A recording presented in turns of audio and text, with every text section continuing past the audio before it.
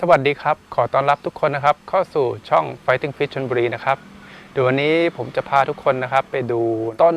สนทรายนะครับที่ผมได้ปักชำไว้นะครับไปดูกันครับว่าจะมีรากออกหรือเปล่านะครับเดี๋ยวเราไปติดตามรับชมกันได้เลยครับ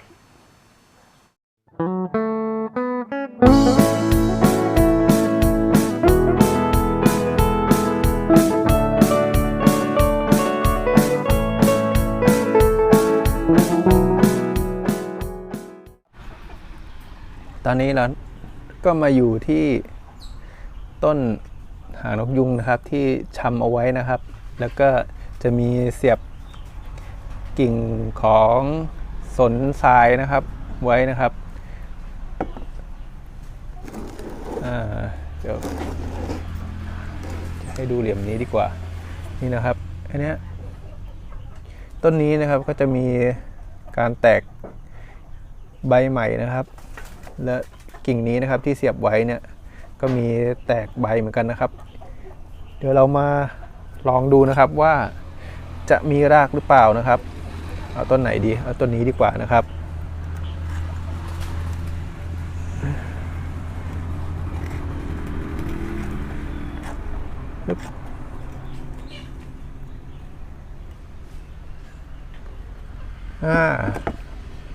นี่นะครับเห็นไหมครับเนี่ยมีแตกรากออกมานะครับเนี่ยมีออกมา2 รากนะครับเดี๋ยวผมจะชำเลยนะครับนี่ผมก็ได้เตรียม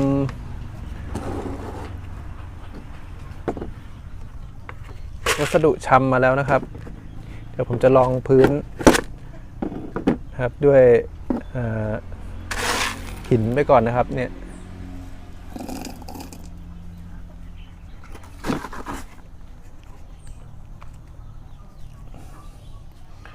แล้วก็จะเอาหินผสมกับขุยมะพร้าวนะครับ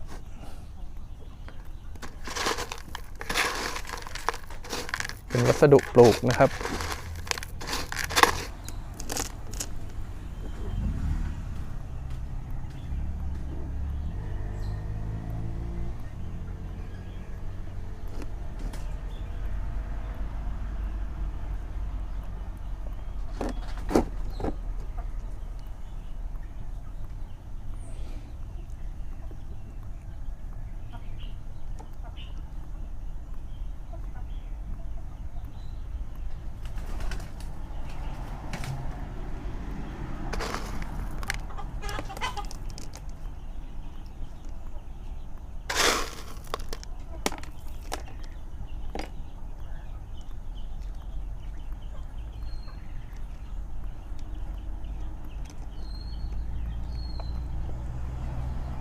ตรงใกล้ๆรากผมเอาขุยมะพร้าวใส่ไปก่อนนะครับเพราะกลัวรากเขาขาดนะครับด้านบนนี้ก็โรยด้วยที่ผสมขุยมะพร้าวนะครับหินผสมขุยมะพร้าวโรยด้านบนนะครับ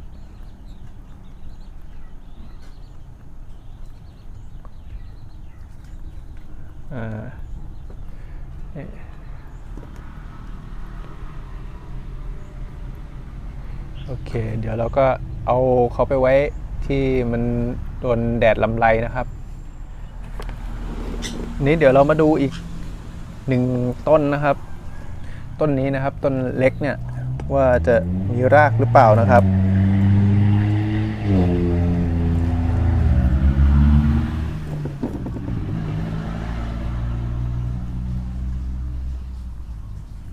โอ้โหมีรากครับท่านผู้ชม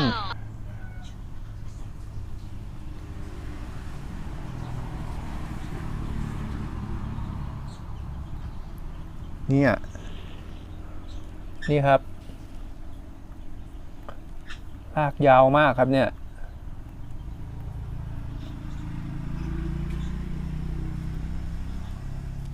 ขยายพันธุ์ไม่ยากเลยนะครับ เดี๋ยวผมก็เอาที่เป็นหินนะครับลงข้างล่างเลยอันนี้รากแข็งแรงเลยนะครับเนี่ย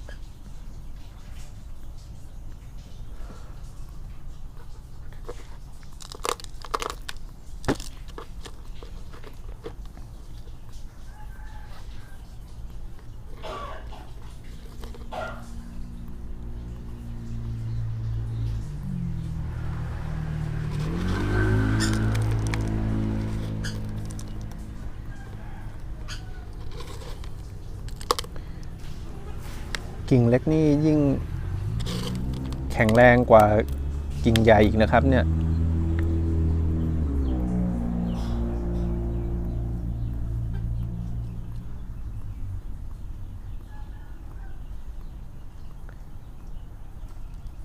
โอเคนี่เสร็จแล้วนะครับอีก1 ต้นนะครับเดี๋ยวเรามาดูอีก1 ต้นนะครับโอเคเรามาดูต้นสุดท้ายกันนะครับว่าจะมีรากไหมนะครับต้นนี้เพิ่งชำไปไม่นานเอง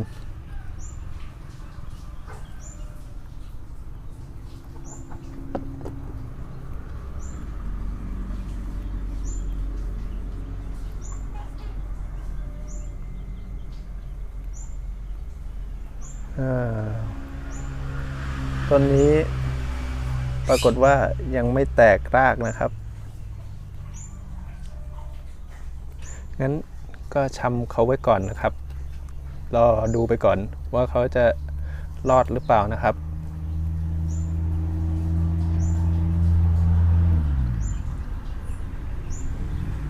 โอ้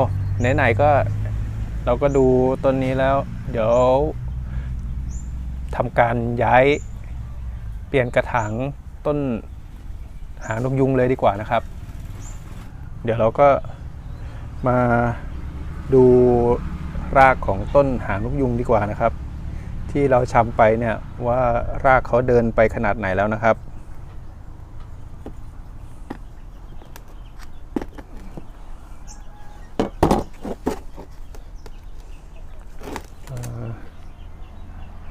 เตรียมกระถางเตรียมภาชนะรองมาแล้วนะครับกระมังนะครับเดี๋ยวดูกันครับว่าต้นหางนกยุงเนี่ยรากเขาจะเยอะแล้วหรือยังนะครับ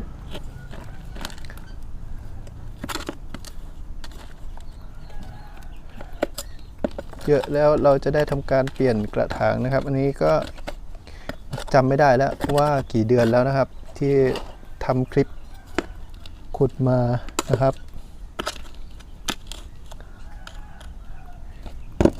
รู้สึกว่าเจอรากแล้ว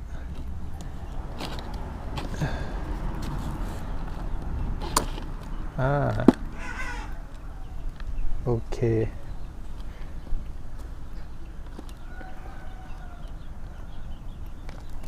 รากเขาเดินดีในระดับหนึ่งแล้วนะครับ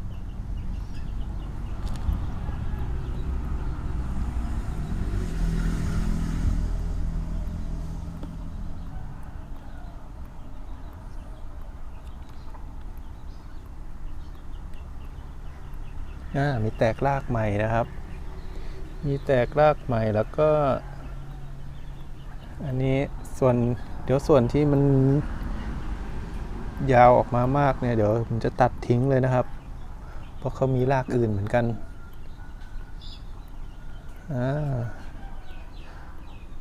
ใช้ได้อยู่ครับเดี๋ยวทำการตัดรากด้วยหากระถางมาใส่ใหม่นะครับรากนี้น่าจะตัดออกอีกนะครับเดี๋ยวผมจะทำการตัดรากเลยนะครับ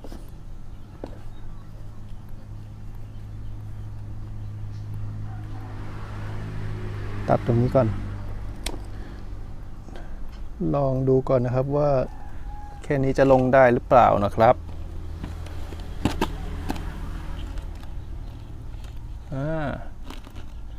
ได้ครับได้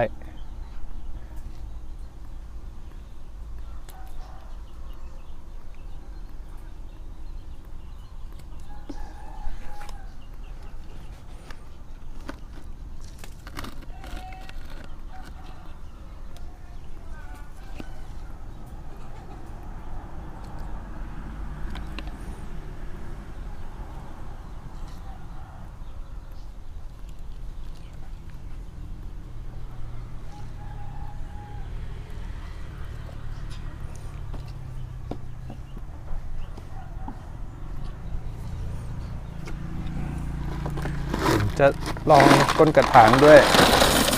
หินก่อสร้างเหมือนเดิมนะครับแล้วก็ลองด้วยหินเบอร์ละเอียดนะครับ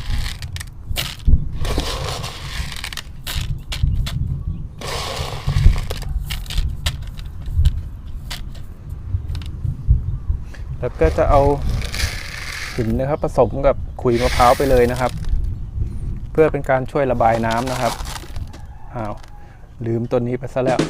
อันนี้เดี๋ยวเอาไปชำใหม่นะครับ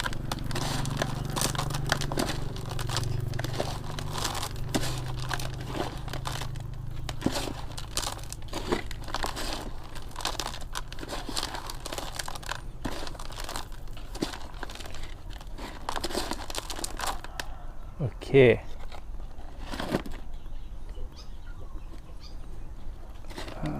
เดี๋ยวเอาใส่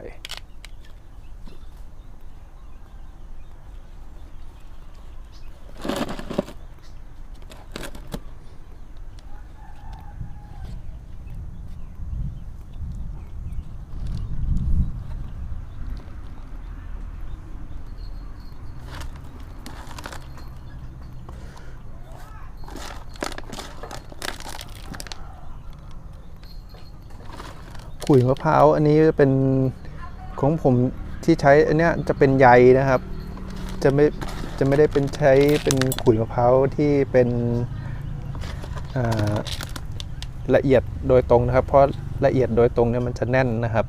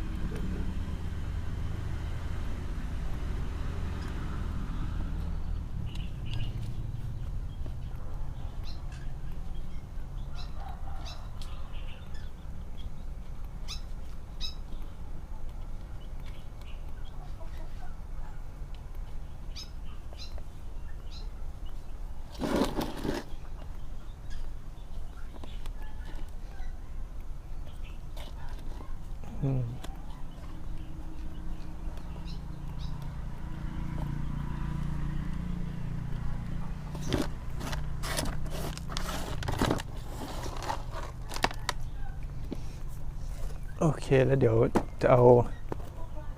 อันนี้นะครับอันเก่าของเขาเนี่ยใส่ไปด้วย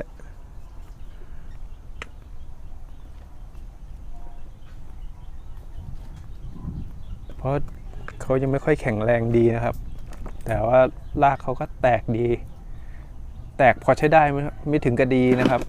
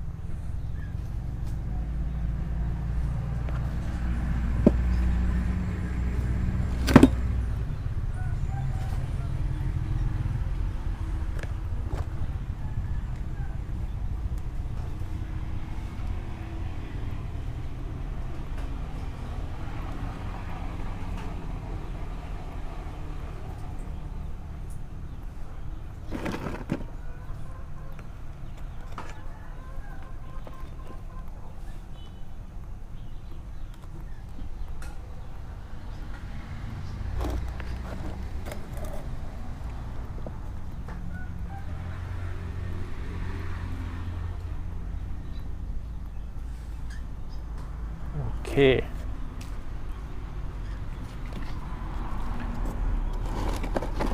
กิ่งนี้ไม่น่าจะรอดนะครับ ก็เดี๋ยวปล่อยไว้เงี้ยนะครับรอให้เขาแห้งเดี๋ยวเอาไว้เป็นซากไปนะครับสำหรับกิ่งนี้นะครับกิ่งนี้ไม่น่าจะแตกแล้วครับโอเคครับส่วนกิ่งนี้นะครับเดี๋ยวผมก็จะชำเขาไว้เหมือนเดิมนะครับแต่เปลี่ยนกระถางนะครับ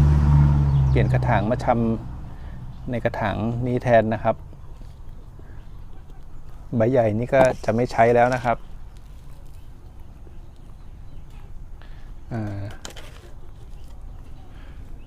นี่นะครับตอนนี้นะครับเราก็ได้นี่สนทรายจิ๋ว1ต้นนะครับแล้วก็อันนี้อีก1ต้นนะครับนี่นะครับนี่อันนี้ตอนนี้ช่วงหน้าฝนนี่ก็จะแตกฟูใหญ่เลยนะครับอันนี้เดี๋ยวจะปล่อยไว้อย่างนี้นะครับเดี๋ยวรอให้กิ่งพวกนี้แก่อีกหน่อยนึงนะครับแล้วเดี๋ยวผมก็จะทำการตัดนะครับแล้วก็เดี๋ยวเอามาชำอีกนะครับชำเพิ่มขึ้นอีกเพื่อจะได้แจกนะครับผู้ติดตามนะครับช่องนะครับเดี๋ยวเรามาดูกันครับว่ากิจกรรมเนี่ยเราจะแจกอะไรนะครับแจกต้นอะไรก่อนนะครับมีเพมหน้านะครับต้นเฟื่องฟ้าสาวิตรีนะครับแล้วก็ส่วนอันนี้ก็คงจะยังไม่แจกนะครับเพราะว่ายังไม่ได้ชำนะครับอันนี้ก็ปล่อยให้เขากิ่งเขาแก่อีกสักหน่อยนะครับออกสีแบบนี้นะครับถึงจะตัดมาชำได้นะครับ